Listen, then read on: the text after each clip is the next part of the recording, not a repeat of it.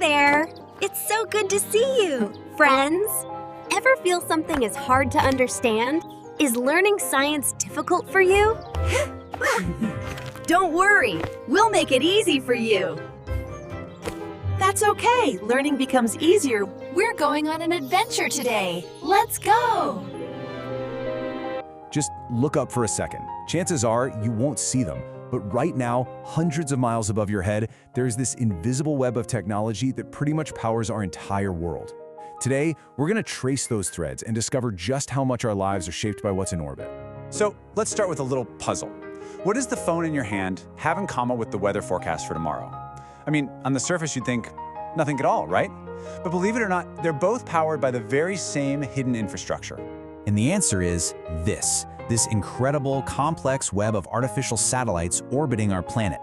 This whole constellation is the unseen backbone of our modern lives, connecting literally everything from your GPS to our global communications. So what exactly is an artificial satellite? Well, to put it simply, it's any object that we've built, stuck on a rocket, and shot into space to circle our planet. It's a pretty simple idea, really, but it's one that has completely, and I mean completely, changed the world. So, let's pull back the curtain on these invisible threads, okay? We're going to explore this unseen technology that works for us day in and day out, from hundreds of miles above our heads. You know, satellites are not a one-size-fits-all kind of deal. Not at all. You should think of them more like highly specialized tools. Every single one orbiting up there is designed and built for a very specific job, which makes each one a unique and amazing piece of modern engineering. Which of course brings us to their purpose. So, what are these things actually doing up there?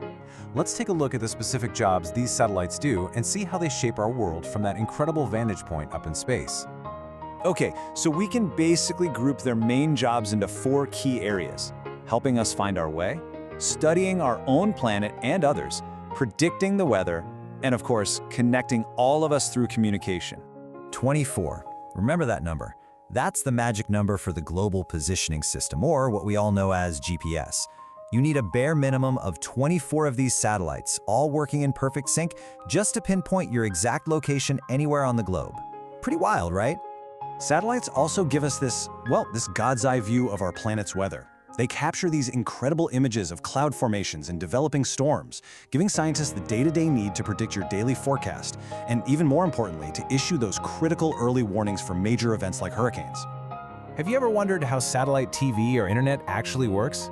It's this incredibly fast 4-step relay. A signal gets beamed up from a ground station. The satellite catches it, acts like a super powerful amplifier, and then fires it right back down to a different spot on Earth. Your receiver picks it up, and get this, the whole thing happens in the blink of an eye. But just sending machines into orbit, well, that was just the first step. It wasn't long before our ambition turned to something much, much bolder: sending ourselves. And this marks the beginning of the human journey into space. Now, to carry humans off our planet, we needed a special kind of vehicle, the spacecraft.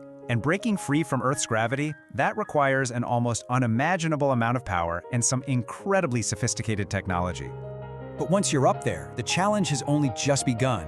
Space is one of the most hostile environments you can possibly imagine. Where we have air, it has nothing, a vacuum. Where we have gravity holding us down, space has what we call zero gravity, which is really a constant state of free fall. And our mild temperatures, forget about it. They're replaced by absolute brutal extremes. So how in the world do you survive in an environment like that? The answer is one of the most incredible pieces of engineering ever made, this spacesuit.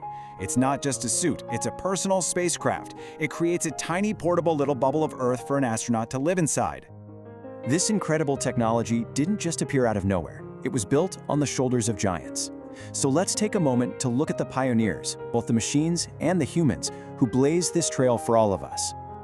The whole journey began in 1957 with the launch of Sputnik 1, the first ever artificial satellite.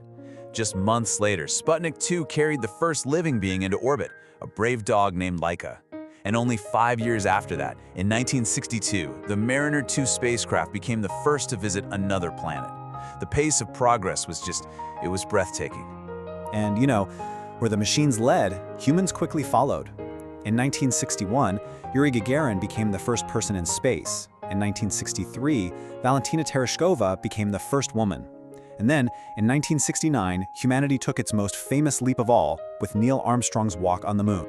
I mean, just look at that. This single moment, the first human steps on the lunar surface, it represented the culmination of centuries of dreams and a whole decade of intense, focused effort. It really was a monumental achievement for all of us, for all of humankind. Now that era of competition, of the space race, it eventually gave way to collaboration. So where are we today?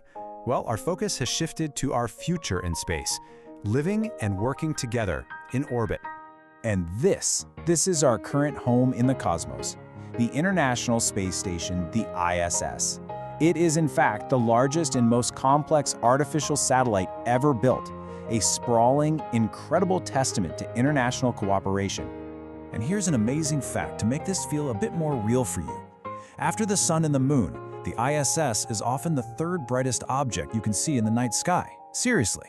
If you know when and where to look, you can actually watch it glide silently overhead. So why build this incredible station? What's it for? Well, its primary mission is science. The ISS is a one-of-a-kind laboratory floating in zero gravity. This unique environment, which we just can't sustain on Earth, allows scientists to make breakthroughs in medicine, create new materials, and deepen our fundamental understanding of the universe. You know, the International Space Station is so much more than a satellite. It's proof. It's proof that we can achieve these incredible things when we work together. And it leaves us with a really profound question. If we can build a home among the stars, what great challenge should we, as a species, decide to conquer next?